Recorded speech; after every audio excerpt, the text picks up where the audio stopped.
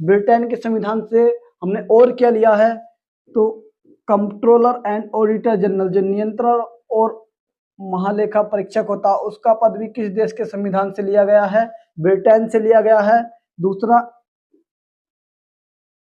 Attorney general का पद article 76 किस देश के संविधान से लिया गया, इसे भी ब्रिटेन से लिया गया है। दूसरा आपसे पूछ ले, राष्ट्रपति का पद, प्रेसिडेंट का पद किस देश के संविधान से लिया गया है, प्रेसिडेंट का पद भी किस देश से, ब्रिटेन के संविधान से ही लिया गया है। दूसरा, काउंसिल ऑफ मिनिस्टर, जो मंत्री परिषद होती है, वो लोकसभा के प्रति उत्तरदायी है, लोकसभा के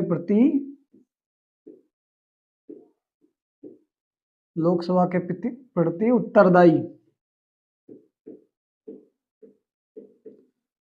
ये भी किस देश के संविधान से, तो ये भी ब्रिटेन के संविधान से लिया गया है। और ये किस आर्टिकल में है, तो आर्टिकल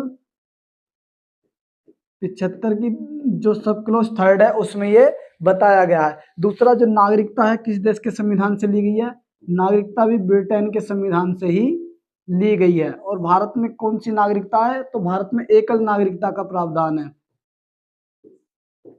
एकल नागरिकता का प्रावधान है।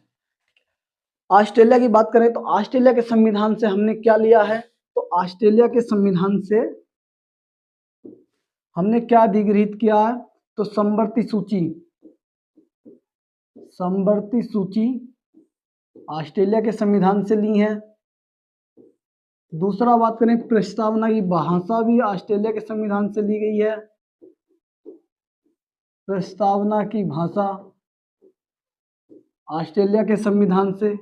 और जो दूसरी जो संयुक्त बैठक यानी जॉइंट सिटिंग है, जॉइंट सिटिंग को भी किस देश के संविधान से लिया गया है, तो समवर्ती सूची, प्रस्तावना और जो जॉइंट सिटिंग है ऑस्ट्रेलिया के संविधान से ली गई है। और जॉइंट सिटिंग का प्रावधान किस आर्टिकल में है, तो आर्टिकल 108 में जॉइंट सिटिंग का प्रावधान है, ये आपको याद रखना है।